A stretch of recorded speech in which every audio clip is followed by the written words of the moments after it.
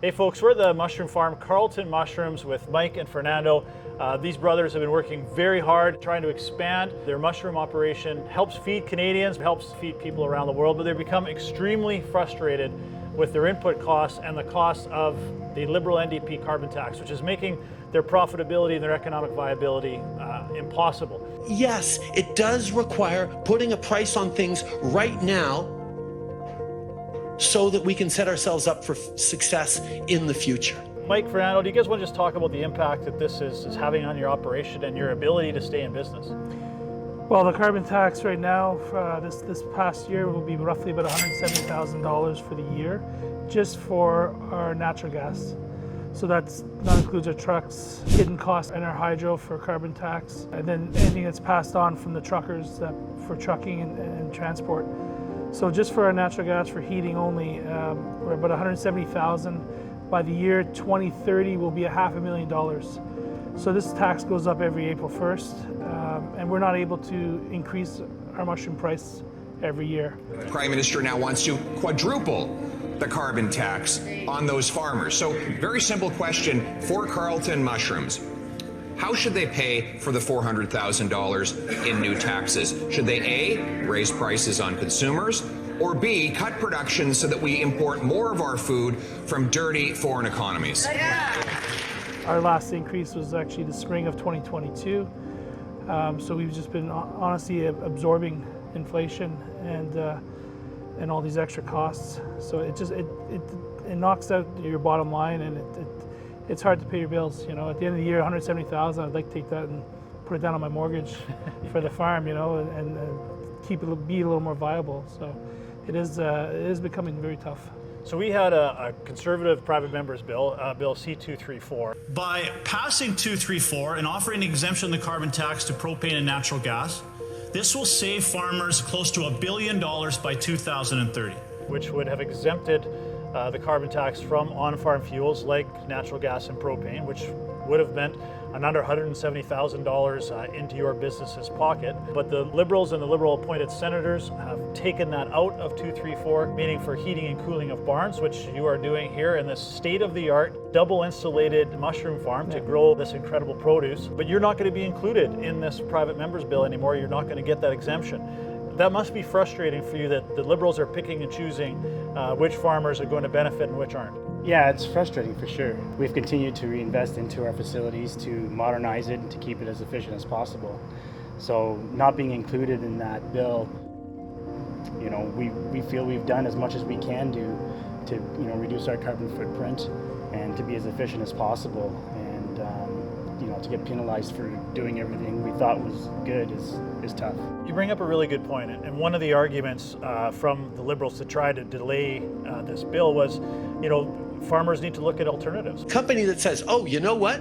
I'm going to avoid paying that price by investing in a better type of technology. Well, that just makes sense. Well, if you look at this facility, do you have any other alternatives other than natural gas to power this operation? What would you go to?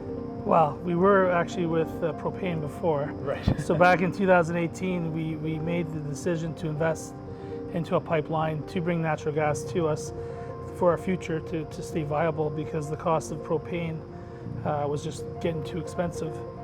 So a year later, after we invested $1.8 million into our pipeline, we started getting the carbon tax, which sort of offset our plans of paying our bills. So this is already, you know, this has been going on since 2019. You know, we're trying to pay for this pipeline, and the carbon tax is eroding all that. And to be clear, it came up in the House, and Trudeau had gone out saying that we had gotten money to do that. We're stepping up with significant investments to support innovation in farming and agriculture. We didn't get any money to do that, just to be clear. So Yes. That was 100% our money that we had to invest into being more efficient for our facility. We will reach out to that farms and talk to them about how they can meet the coming challenges in the coming years. We will follow up with them. There are no alternatives. So when the Prime Minister follows up with Carleton Mushrooms, how is he going to advise them to pay the $400,000 carbon tax bill he's sending them? Is it by raising prices on consumers or cutting food production so we buy foreign food from polluting countries? So, for instance, like propane, back then we'd be using roughly about 2 million liters a year of propane. Because we're natural gas, we're about 1.3 million cubic meters of natural gas. So it is more efficient. So it is the cleaner fuel out there. And so it's not right to basically punish us for that. We've done other stuff where we've do deliveries 4 days a week. That saves 20,000 kilometers on each of our trucks. We've looked at adopting electric trucks. The range is 250 kilometers. It's not enough for our delivery cycle yet. So we are looking. I drive an electric truck, so I do believe in it, but it's just not there yet.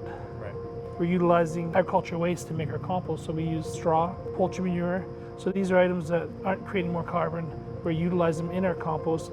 When we're done growing the mushrooms, that compost there goes into flower beds, potted plants, gardens, so it gets reused. A lot of nutrition still there, so we're not getting any credits whatsoever for what we're doing.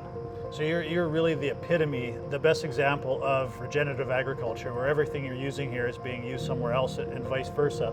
But rather than being applauded for that, you're being punished with much higher and higher carbon taxes. When, like you said, Fernando, you don't have any other alternatives. Not like you can put in 1,000 heat pumps in here to make this work. You need reliable, clean, Canadian natural gas, which is what you're using. But instead of getting credit for that, like I said, you're getting punished. Yep, exactly. And what is this going to do to your business moving forward? If, like you said, by 2030, if this carbon tax continues to increase, you were saying you've been in this business for 40 years. You probably employ, dozens of staff. Is this viable long term if these costs continue to go up? No, because right now, we employ roughly about 160 full and part-time employees, all local employees from the city of Ottawa. When it hits $500,000, we can't absorb that. There's no way. So, and the problem is we don't want to raise the price of mushrooms in the stores, so we don't want to increase the price to the consumer. So that's not an option either. Mushrooms are very nutritious, they're very good for you, and we want it to be cost effective for the consumer. If it's not priced right, they'll look at it as a luxury item and they won't buy it. It's happening now. Yeah, and it's their health, right? And it's so important. People don't realize how good it is for you. It's important to keep that cost down for the consumer. This is something grown in Canada. It's 12 months a year. It's consistent. It's in the stores. It's not seasonal. Unfortunately, it's gotten to a point now that mushrooms aren't selling unless they're on special. Right. And that's also making it really hard for our business to be viable because we don't make as much to pay our bills. So it's gotten to be too expensive in the grocers because of the price that's on the shelf. Right. So we've seen, when they're on special, the consumption's there. People want to eat mushrooms. And when they're not on special, they're picking the necessities in the grocery store because they don't want to spend the extra on the mushroom. So you're seeing the impact of the carbon tax on you as a producer, on the trucker, on the manufacturer, the processor, and certainly the retailer, which is leading to much higher grocery prices, and that's having an impact. You're seeing that firsthand. Oh yeah, absolutely. Yeah, everything's gone up. All our cardboard's gone up. Our tills, peat moss, straw, everything's gone up because of the carbon tax, and so it's a snowball effect. Every aspect of your supply chain and your input. So over the last several weeks, we've been highlighting the stories from farmers right across Canada, the impact the carbon tax is having on their operations and their ability to provide affordable, nutritious food grown right here and produced right here in Canada to consumers right across this country. And every single time, the Liberals find a new way to use the hammer and the stick on farmers, whether that's the carbon tax, capital gains changes to the plastic packaging. All these are driving up costs on farmers that are making it impossible for them to stay in business and for us to preserve the integrity and the economic viability of the family farm. Pierre Poilievre government, the first bill that we put forward will be to scrap the carbon tax. But in the meantime, we need our Bloc and our Liberal members of Parliament to support Bill C-234 in its unamended form, so every farmer across Canada can get that carbon tax carve-out on natural gas and propane so they can stay in business and ensure Canadians have affordable food on their plate every single day. Thanks very much, you guys. I appreciate it. Thank you.